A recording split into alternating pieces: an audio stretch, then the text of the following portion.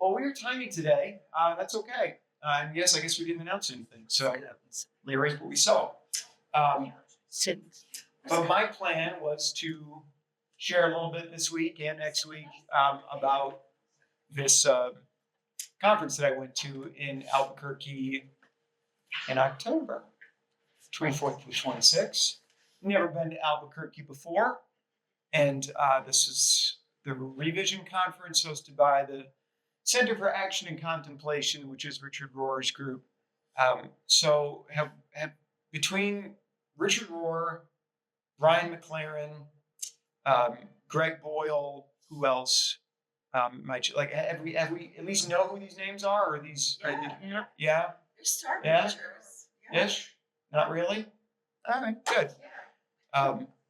That's okay. Yes and no. This is, I've been reading Rohr for an awfully long time, and he was the star of the show. These great authors who were there. There were many and accomplished authors. I mean, Brian McLaren is an incredibly accomplished author, and yet he's very much second fiddle to the great Richard. And I think the whole conference very much reflected that. So, but all these people are folks who I've been reading for an awfully long time, so to get in the presence was my whole goal. And I found out upon meeting different folks at the conference that I was not the only one who thought, I just want to be in the room with Richard before he dies. Richard's had several health scares along the ways and battles with cancer.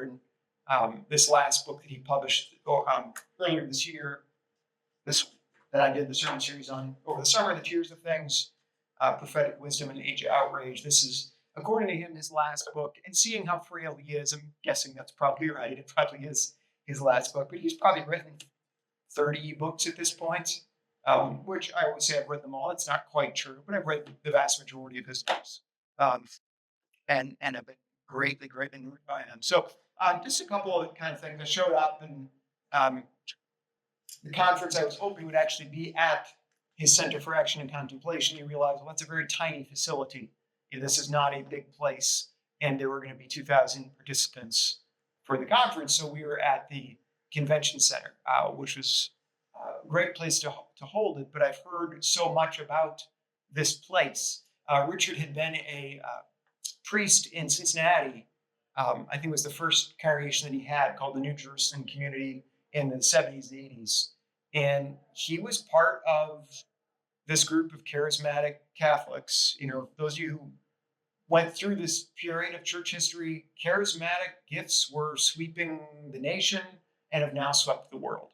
That's very much what's happened since, it started in the early 20th century with, some of you might have heard, the Azusa Street Revival, which was somewhere out in California where people started speaking in tongues, and these miraculous healings were taking place. Well, that phenomenon, this idea that the Holy Spirit is alive and active in supernatural, personal encounters, is something that has, like I said, swept the world. So it's obviously alive and well in our country.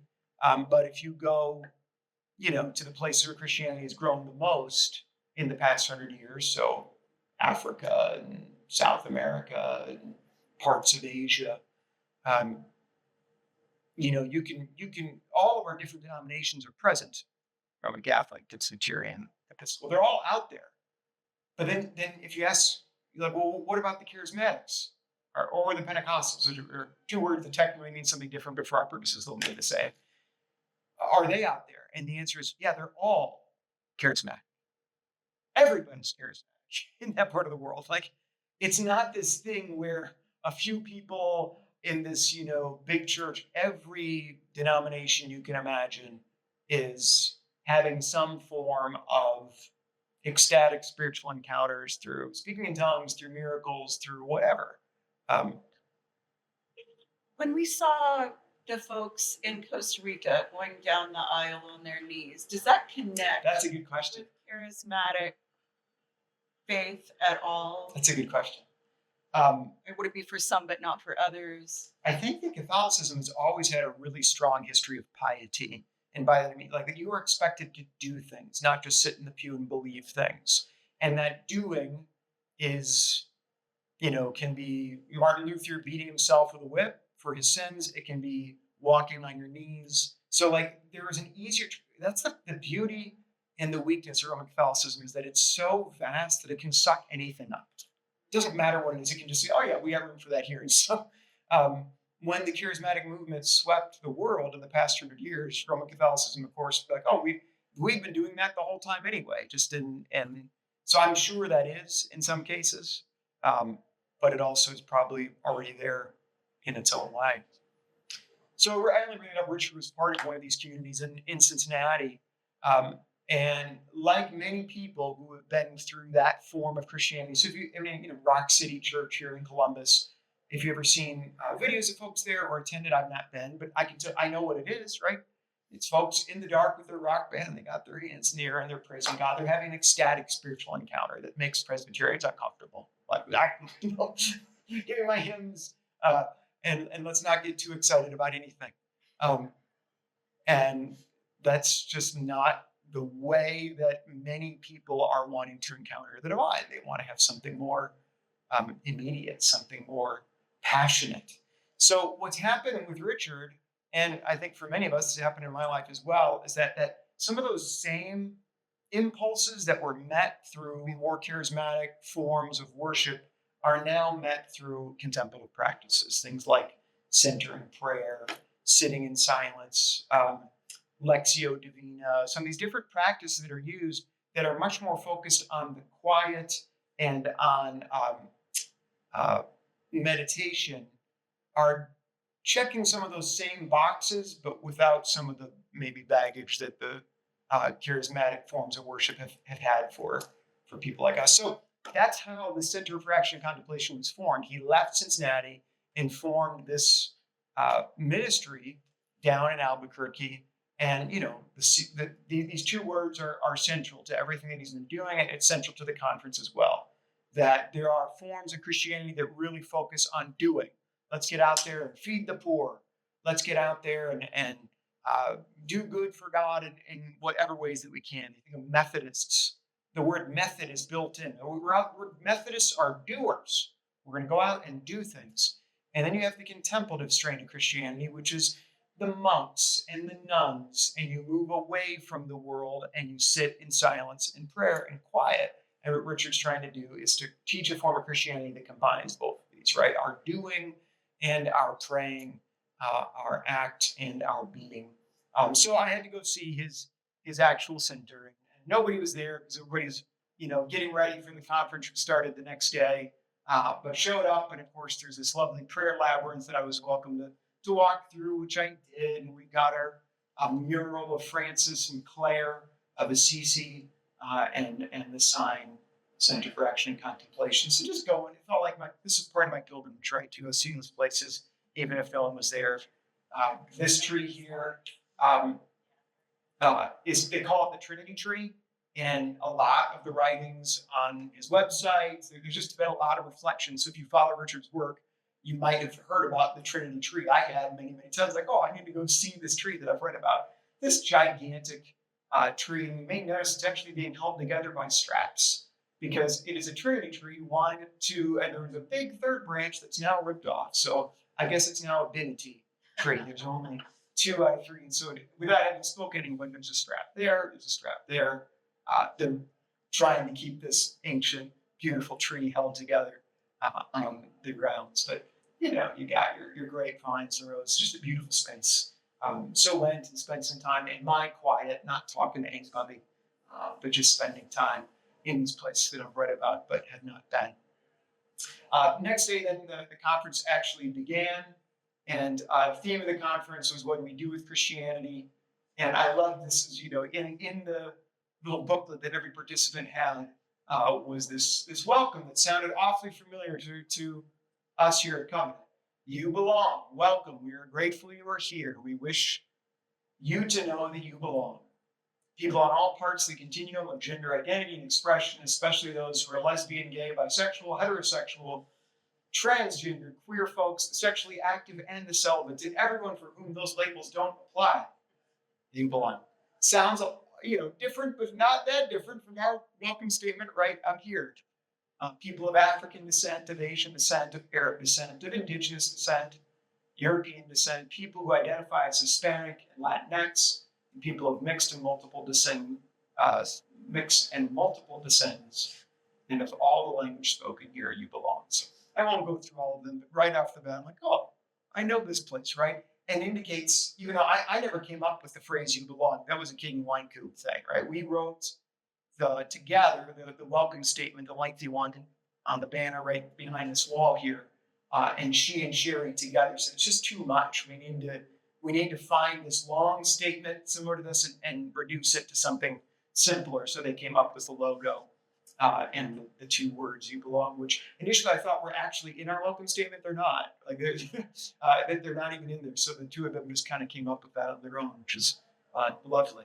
But it just made me feel right at home. I'm in the right place. Felt that incidentally last week too at this church when I did the whole Thanksgiving address and Can't Golden Creatures, which I learned at this conference. But as I'm leaving church, the number of folks who were like, "Oh, I've read Green Sweetgrass. I've read Robert Joel Kimmerer's book," which is where I got that idea from, or where Brian McClary got that idea from. You go, "Oh, I'm in the right church," right? To have 20 different people at church say I've already read that book indicates that I'm in the right space, and felt like a "you belong" moment for me after bringing that to you. So our first session was with two scholars from the Center for Action and Contemplation. One is Carmen Acevedo Butcher, who's a PhD and teaches at UC Berkeley. And she and Brian McLaren did this opening lecture on revisioning through ancient eyes. And each one of them took two different people from the latter days of the Roman Empire, the early days, the whole Roman Empire. If we think back to Western Civ class, these are two different movements, right? The Roman Empire and the Holy Roman Empire. So at the end of the Roman Empire, they looked at two different folks, Benedict and Boethius. And Carmen Acevedo Butcher taught us about Benedict. And what they both are emphasizing is you think back to the late 400s in the Roman Empire, the world is falling apart. The world as we know it is collapsing. And Christianity at that same time is exploding. So how do you make sense of your faith when there is this nationalistic fervor, this incredibly violent form of Christianity that is taking hold in your faith? How do you remain faithful when that's your situation? Sounds kind of similar to our world today. So Carmen actually quoted Brian's book, and I'll read this. It's a little bit long, but it's really excellent. Brian's book, Do I Stay Christian, which I know the women's theology group did a couple of years ago.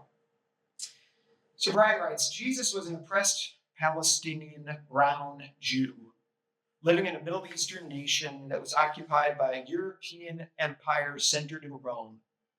Jesus challenged the Roman Empire by proclaiming an alternative empire, the empire of God.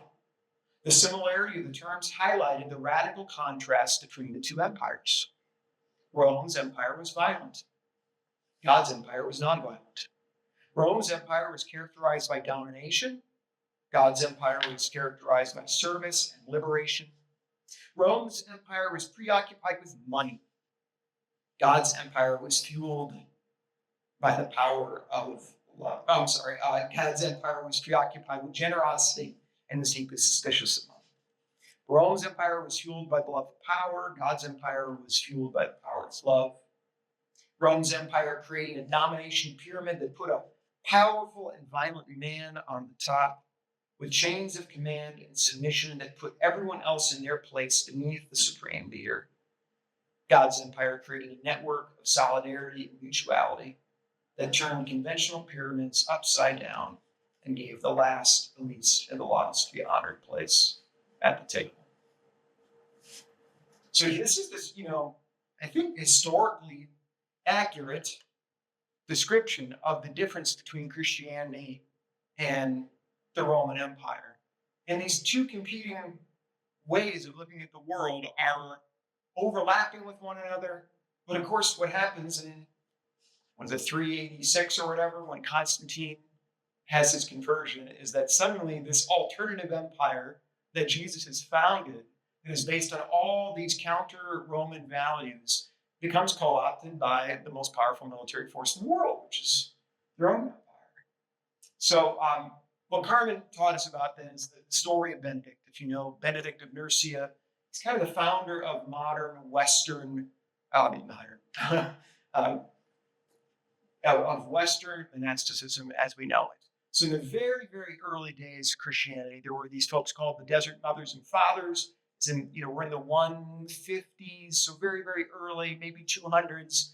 And they see the world as being so corrupt and full of sin that the only way to remain a faithful Christian is to abandon the world and to run away into the desert. And so the Desert Mothers and Fathers run away to the wilderness, and some of the stories out of there are really wild, and I actually have a hard time connecting with any of them because these supposedly faithful people, and I'm sure in their own way they were faithful by sitting on a pole for 20 years and not talking to other people. Like I see that form of like total withdrawal, and I look at Jesus and go, I don't see what these two actually have to do with each other. If your withdrawal is so dramatic, and it's not like they had no impact on the world, people would come, and like that guy who sat on a pole for 20 years apparently would sit on the top of his pole, and people would ask him to teach, and he would teach down at them. But there's just something about it, it doesn't resonate with the life of Jesus, which is so deeply involved in the pain of the world, right? And just right up close, touching people. But this is this super early move towards monasticism, is this Desert Mother and Father movement. Well, the one who really formalizes it then is Benedict. So Benedict of Nursia was born in what? Let's see. 480. And he is born into all kinds of wealth. That's the best education the Roman Empire has to offer, and ends up feeling this call of God on his life. So at this point, 480, Christianity has taken over the Roman Empire for 100 years, right? And I've given about some slides on this. Pretty amazing the growth here. So 180, there's about, these are all obviously approximate numbers. In 180, there's about 7,000 to 10,000 Christians in the entire world. Really, really so. 100 years later, 200,000 Christians worldwide. And then 100 years after that, 60 million Christians worldwide. So like the difference, right? We know exactly how do you go from 200,000 to 6 million in 100 years? The answer is the emperor converts to Christianity and declares the entire empire Christian, right? That's how that happens. And that's how it did happen, that Constantine converts, legalizes Christianity, and then by 380, Theodosius makes Christianity the religion of the empire. And so this absolute explosive growth, okay? But in that growth is a collapse, right? These two alternative empires that Brian writes about become the same thing, right? Where Jesus is proclaiming the kingdom of God. You can just as easily translate that the empire of God. I think could be a helpful way to think about it. Here's the empire of Rome, and Jesus saying, actually, the empire of God, and then it's, completely different. Well, these two things get completely mixed. And so 100 years after Christianity has now been forced upon all of the known world, Benedict, who was born into a life of order, moves into profound disorder, which is a spiritual conversion. So these three steps, Richard Rohr talks about these three steps all the time, that all of us at different points of our life are moving from order, disorder to reorder. That we have seasons of our life where things make sense, and we think back to what the childhood, what psychoanalysts would call the good enough childhood, the good enough mother, was Donald Winnicott's a good enough childhood. Doesn't have to be perfect, like good enough, right? You got parents, hopefully, who are giving you a stable place to live in. You're born, ideally, in some sense of order. And when kids aren't, things really get screwed up, right? It's really hard to put in to a child what they weren't given in those first years of life. So the way it's supposed to be is you're born into order, and then something along the way comes and then brings disorder into your life. In my personal story, it's we moved from St. Louis to Rockford, from Rockford to Chicago, from Chicago to another place, Chicago, from Chicago to Dayton, right? And so like that, there's the disorder in my life that just, everything used to make sense and doesn't. For Benedict, it was this conversion experience that he has where he's educated in the best that Rome has to offer. He's being kind of pushed into the political intelligentsia of his time, and he has an encounter with God and says, this is just not working for me anymore. And he goes away and kind of does the desert father and mother thing. I'm withdrawing entirely from the world. I'm going to devote myself to a life of prayer. But the difference that Benedict does is that instead of just sort of being out there on his own and saying, let the world come to me, is he starts setting up this way of contemplation I want to make available to everybody. So he starts setting up monasteries all throughout Europe. And over the course of a few years, he plans like 13 different monasteries. And he writes his rule. So the Benedictine rule, I've never actually read it, but it is one of the most important things ever written in the history of Christianity, which is a rule for life, which is a community saying, this is what we do. We are committed to these things. Think of the traditional vows of monasticism, chastity, poverty, and simplicity. All of that is from Benedict, who writes all of this and says, I don't simply want to create a templated path for me so that I can survive the evil world, but I want to make it available to everybody. So Benedict very much withdraws from the public life of power in the Roman Empire and instead embraces this contemplative path of quiet spirituality, but taking parts together as a community. And so monasticism then throughout the Middle Ages, all of it in Western Christianity is traced back to Benedict. So this is one way of like when your faith is being co-opted by an empire, what do you do, right? Got it. It's my handwritten notes. I love the way they worded this. What do you do with Christianity when it's been overtaken and corrupted by authoritarian violence? This is one thing you do. You can withdraw, devote yourself to a life of prayer in building a spiritual community. And that's exactly what Benedict does. So after that comes Brian McLaren and says, well, let's talk about another path, which is the active path. So Center for Action and Contemplation. Benedict is the path of contemplation. Boethius is the path of active life. And Boethius is a fascinating figure who wrote the Consolation of Philosophy, which is considered the last great work of the ancient Roman era and the first great work of medieval literature. And before he writes it, Boethius does basically the exact opposite of what Benedict does. Instead of withdrawing, Boethius, as a Christian, engages the life of the world around him, particularly the life of politics, and so becomes a top advisor to one of the emperors. I've got in my notes, I don't remember which one. But in the process, he sees that the way this emperor is running the show is corrupt. And so he calls out corruption and is promptly imprisoned for it and tortured. And while he's in prison and tortured, he writes the Consolation of Philosophy, which is a imaginative work where he's rotting in prison and thinking my life's been given to nothing, and he's visited by Lady Wisdom, who comes and enlightens him to how his life can still have meaning even as his world is falling apart. And so, fascinatingly about the Consolation of Philosophy, no mention of Christ. He's definitely a Christian, we know that, but it's just not, he's effectively marrying the Greek philosophical tradition with his understanding of Christianity and creating or writing this work of art to say, all of you can follow the path of wisdom. And in the process, you can name Jesus or you don't have to name Jesus. Doesn't really matter. And so his path is the exact opposite in many ways of Benedict's, right? He takes the active path of instead of moving away from power, I'm going to move right towards power, right to the center of it. You can't get closer to power than working for the emperor, but pay the cost of that. And then in paying it, still give tribute to Christ as your Lord. This is our opening lecture. A lot of fun. Tell you.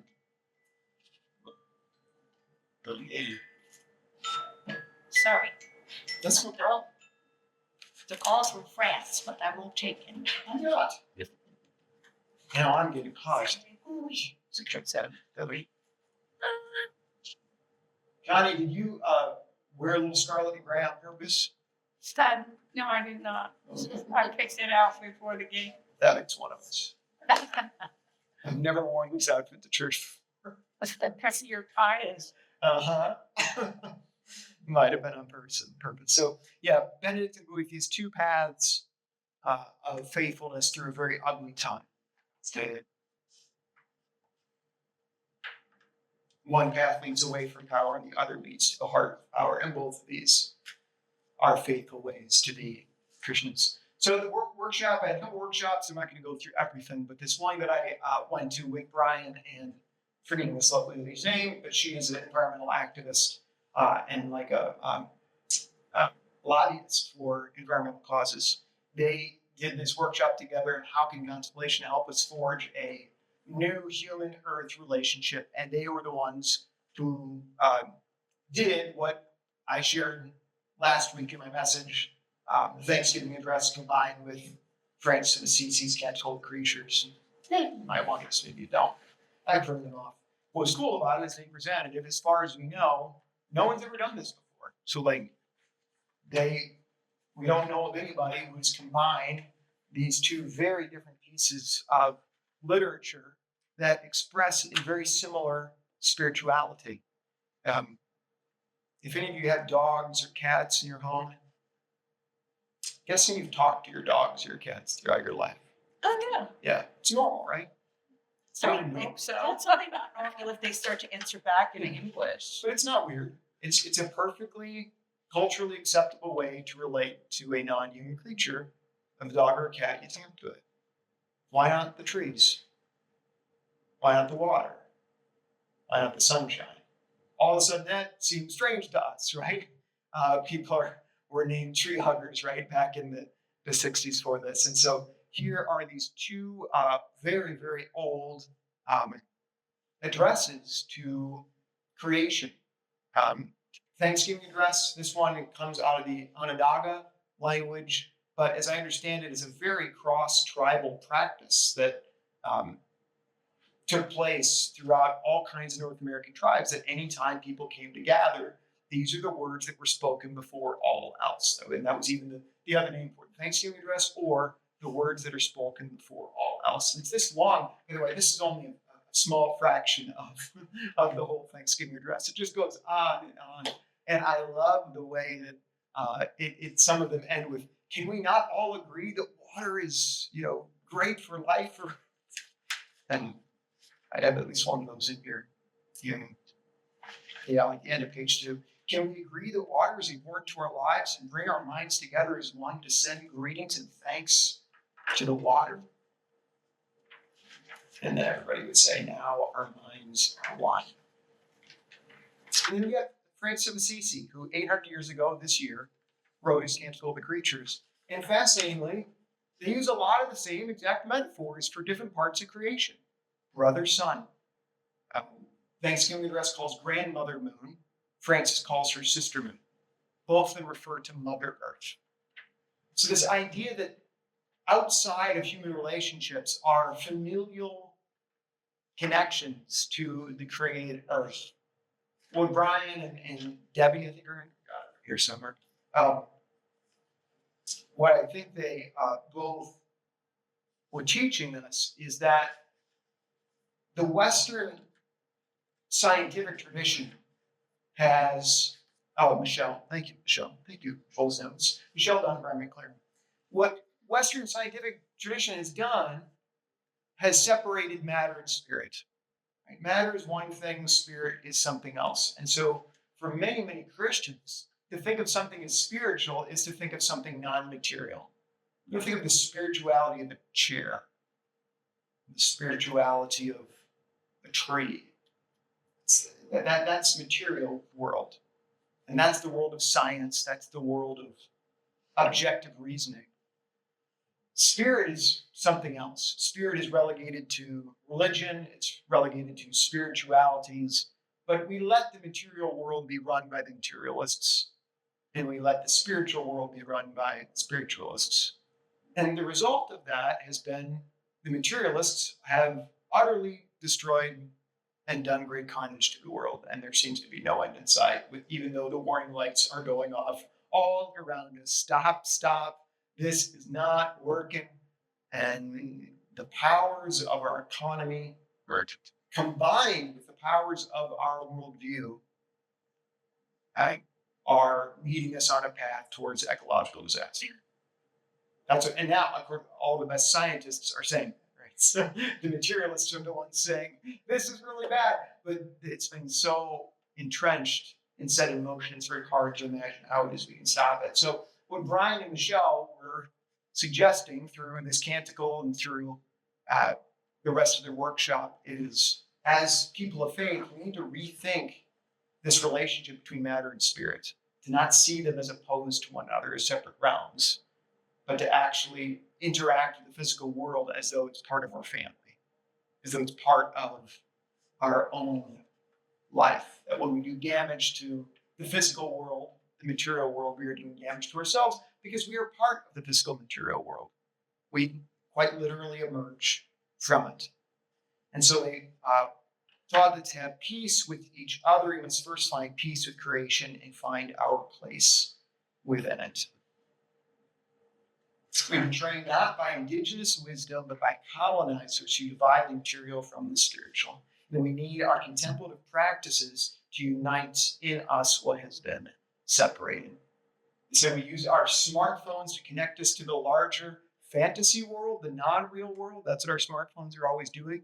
What contemplative practice can do is connect us to the real world, right? The world that God has made, which is one big world where matter and spirit are not opposed, but they are one.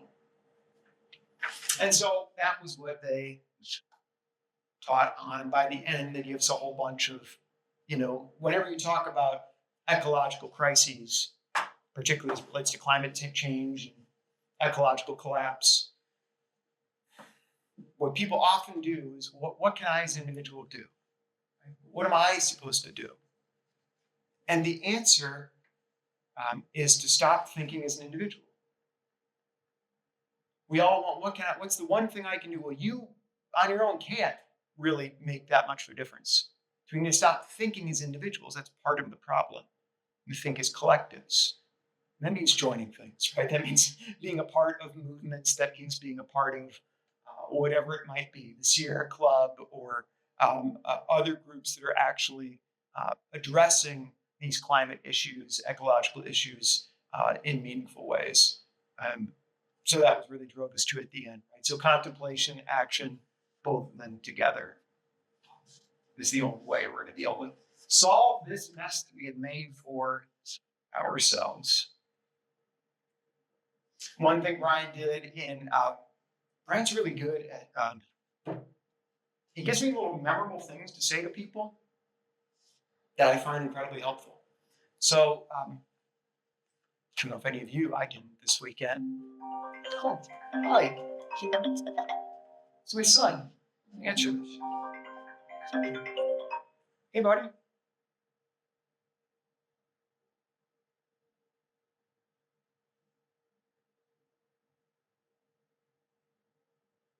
Okay, we'll find another liturgist. It shouldn't. Yep. All right. Ash was our liturgist today, so if he wants to be our liturgist, you're welcome to. They might make it, they just don't know yet. Here are ones that Brian, holidays are oftentimes where uncomfortable conversations are had with people, whether it's over climate change or politics of some issue. And it can be very, very divisive, right? How many families have been irreparably ruptured in the past decade by political differences? Lots of them. You talk to a counselor, anybody who's in private counseling right now, they will say it's one of the top things they have to counsel people through is I've lost my relationship with my father. I can't talk to him anymore because of the political crises that we're in. It's very, very common. And if it hasn't happened in your life, give thanks. There's a blessing to be thankful for. But one little phrase that Brian said I thought was really helpful is when in a conversation with someone, they're starting out, I know this climate change thing, this isn't man-made, it's a natural phase of our creation. Hey, Dave. Brian just said, learn to use the phrase, wow, I see that differently. Wow. I see that differently. And then you're going to leave it at that. The other person can ask you about it. They don't have to. But and what he'll often do, Brian says in public, if someone is coming up to him after a lecture on, climate justice, and they start spouting off talking points from another perspective, he'll say, "Wow, I see that differently, but I don't want to talk to you about it here. If you want to go get coffee one-on-one, if you want to, but I'm not going to in public in front of each other at the Thanksgiving dinner table, whatever it's going to be. We're not doing this here. But I'm also not going to act and pretend like, yep, everything you said is right." But I found it to be a simple, really helpful little phrase on how to interact with each other across some really profound differences. So last but not least, from day one, was hearing from the great Richard. So here's Richard and his dog Opie, and Opie was with him everywhere he went, including when he'd be up on stage. Mind you, I'm looking at kind of the back of his head here, but Opie is right there with him. There's his tail. You can see that. But so Opie's with him everywhere he goes. And like I said, Richard's quite frail at this point. I never saw him get out of that wheelchair. And I think that the mood in the room for all of us was just gratitude for being able to be with him before he's no longer with us. So there's a time where it's almost maybe a bit of hero worship going on. And initially I get kind of uncomfortable with that, where we're all applauding him just for being wheeled into the room. And then after some reflection, I thought, well, maybe that's how we should treat all of us. Maybe the problem isn't that we are giving too much praise to Richard Rohr, but we don't see the wonder and awe that each of us has. Maybe all of us should get standing ovations when we enter the room. Yeah, it's impractical, but maybe that's not the problem, right? That we revere him too much. Maybe we revere each other far too little. But Richard got up and he's got a podcast called is it the Everything Belongs? I think it is the Everything Belongs podcast. And if you're into podcasts, he's got a couple of them. My favorite earlier was Another Name for Everything, which was put out by the Center for Action and Contemplation. But this Everything Belongs podcast, they end up recording a live episode of it. So this is Paul Swanson and Mike's last name. And the three of them were, instead of Richard getting up and doing a keynote address, a dialogue between the three of them, a trialogue, I guess, is history. I'll do on this latest book that he wrote, The Tears of Things. And what they entitled this podcast is the missing chapter of the book. Richard never writes a full chapter dedicated to Jesus being a prophet. And looking back at the book's less than a year old, that's kind of an oversight. He should have spent more time on understanding Jesus as prophet. Christians sometimes don't like to talk about Jesus as a prophet because we think that it undermines his importance. Muslims think Jesus is a prophet. So what? When we see Jesus as the Son of God, that's what matters, that it's the divinity of Jesus. And yes, he's a prophet, but that's not the point. The point is that he is the Son of God. So Richard got up and said, we've spent so much time obsessed with the doctrine of Jesus' divinity that we have utterly ignored the divinity of his doctrine. And even by ignoring Jesus as prophet and always only making him the atoning sacrifice for our sins, that's what he came to do. He came to die on the cross, and that's what matters a lot. I still believe all of that, but that's not the only part that matters. And there's a way that you can understand the cross that completely excuses you from ever having to deal with his teaching. As long as I've got my sins forgiven, I don't need to worry about the Sermon on the Mount. As long as I've been atoned for all of my iniquities, I don't have to take it seriously when he says turn the other cheek. Because we know in this world of violence that that's not a realistic thing, and so we need to be able to defend ourselves. And so I don't have any data on this, but I would not only be shocked if Christians in our country had fewer firearms in their home than their non-Christian counterparts. I bet we have higher. I bet you anything that Christians have more guns per household in this country than non-Christians. And that's from a people whose Savior said, when someone slaps you across the other cheek, turn them the other one. Oh, we don't take that seriously because we don't make Jesus a prophet. Jesus is simply here to forgive my sins. And that's what it's all about. And the rest of it is for liberals and do-gooders. So Richard spent this time talking about what it means to have Jesus as his prophet. And we can spend some more time next week on that as well. But there's one similarity that I found between Richard and myself. I don't see us as particularly similar people in many ways. But when he gets one idea in his head, he can't let go of it. He's like a dog, right? That just and so the idea he had in his head during this podcast was that it's not the rational decisions that shape us as much as the erotic ones. Our erotic decisions, our erotic impulses are what shape us far more than our reason. And this is coming from a celibate monk, right? Or a celibate Franciscan friar, not a monk. But what he means by that, think back to the charismatic. We need to have a relationship with God that actually somehow touches those deep impulses in our hearts. That doesn't simply stay up here. That's what charismatic Christianity does.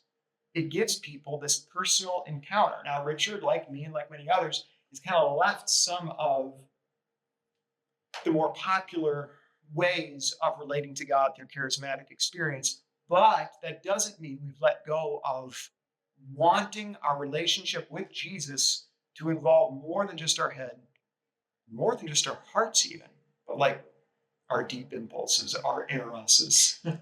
And that was what he kept talking about time and again. Jesus is the still point in a changing world that will not disappoint you.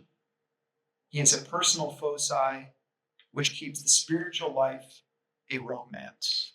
See, Richard, by moving into more universal forms of spirituality, which Jesus is central, but maybe not kind of the only thing that we can talk about, he always comes back to Jesus and says, but I need Jesus to keep my relationship with the divine personal and, in his words, erotic.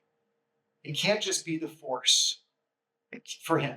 It can't just be this impersonal, spiritual, nameless force up there. For Richard, that's not good enough. If I'm going to give my whole life to this way of being, it needs to involve my whole self, and that includes my erotic desires. So we can talk more about that next week, but that was only time with Richard, and I even got my picture with him, which I'm incredibly uncomfortable. I hate those things where I would love to dinner with him, right? Because that would be personal, and then we have this real encounter. But here I am bringing up my little book. Will you sign this for me? Thank you. I'm in love with you. You know, it's just awkward and fake, but I get it, and I'm glad I get it because now I've got this picture. You know, why don't you love me, God? That's exactly. Able to remember this amazing experience so that you actually sat and soaked up in it. It's cool. It was wonderful. And like I said, I thought, I didn't think I'd be the only one, but I did not expect that like every person at my table was like, yeah, that's why I'm here too. To be with Richard before he dies. It's like, oh, okay, 2,000 of us had the exact same idea. And it just goes to show none of us are individuals and we're all interrelated. So I'll share some more next week about Greg Boyle and Randy Woodard, who is a Native American teacher who had some great teachings for us. This gets us through day one. Revision. How long has he been confined as a fellowship? Pretty recent. I'd say about last couple of years. And it may just be because of the number of people around. But like I said, I never saw him on with It's been within the last, I'm trying to think, 15 years that I had a week with him at Chautauqua. Yes. He was the pastor for the week, just doing every Sunday, every daily worship, us and young girls out, seminars, workshops. Amazingly vital at that time. Yeah, I think these lean spouts cancer have taken a lot out of them. Coming into it better. Is it just making our time together that much more precious. So